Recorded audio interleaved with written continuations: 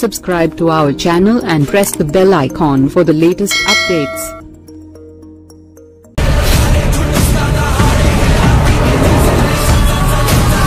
పవన్ కళ్యాణ్ హరిహర వీరమల్లు చిత్రం ఎన్నో అడ్డంకులను దాటుకొని రీసెంట్ గానే భారీ అంచనాల నడుమ విడుదలై ప్రీమియర్ షోస్ నుండి కాస్త డివైడ్ టాక్ ను సొంతం చేసుకున్న సంగతి తెలిసిందే. సినిమా సెకండ్ హాఫ్ లోని కొన్ని పేలవంతమైన విఎఫ్ఎక్స్ సన్నివేశాలను సోషల్ మీడియాలో పవన్ కళ్యాణ్ దురాభిమానులు అదే పనిగా పెట్టుకొని సినిమాపై తీవ్రమైన నెగిటివ్ టాక్ ని పెంచాలని చూశారు. కానీ పవన్ కళ్యాణ్ స్టామినాకి అడ్డుకట్ట వేయలేకపోయారు.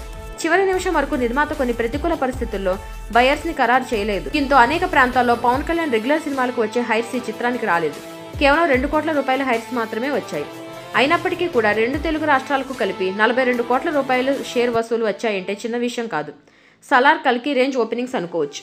అయితే సోషల్ మీడియా నుండి ఘోరమైన నెగిటివ్ టాక్ రావడంతో ఆ ప్రభావం కాస్త సినిమా మీద రెండవ రోజు బలంగా పనిచేసింది. మొదటి రోజు 42 కోట్ల రూపాయల షేర్ వసూళ్లను తెలుగు రాష్ట్రాల నుండి రాబట్టిన ఈ చిత్రం రెండో రోజు కేవలం 3,50,00,000లకు పరిమితమైంది. కానీ ఫ్యామిలీ ఆడియన్స్ ఈ చిత్రానికి మూడో రోజు నుండి శ్రీరామ రక్షగా మారారు. రెండో రోజు వచ్చిన డ్రాప్ ని చూసి కనీసం ఈ చిత్రం 100 కోట్ల రూపాయల గ్రాస్ వసూలను అయినా రాబడుతుందా అని అనుకున్న అభిమానులకు కేవలం మొదటి లాంగ్ వీకెండ్లోనే 200 కోట్ల రూపాయల గ్రాస్ వసూళ్లకు అతి దగ్గరగా వచ్చిందంటే పవన్ కళ్యాణ్ స్టామినా ఎలాంటిదో అర్థం చేసుకోవచ్చు. ఈ రేంజ్ నెగిటివ్ టాక్ వేరే ఏ హీరోకి వచ్చినా ఆ సినిమా నిలబడదని, కేవలం పవన్ కళ్యాణ్ అవడం వల్లే ఈ మాత్రం వసూలు అయినా వచ్చాయని అంటున్నారు.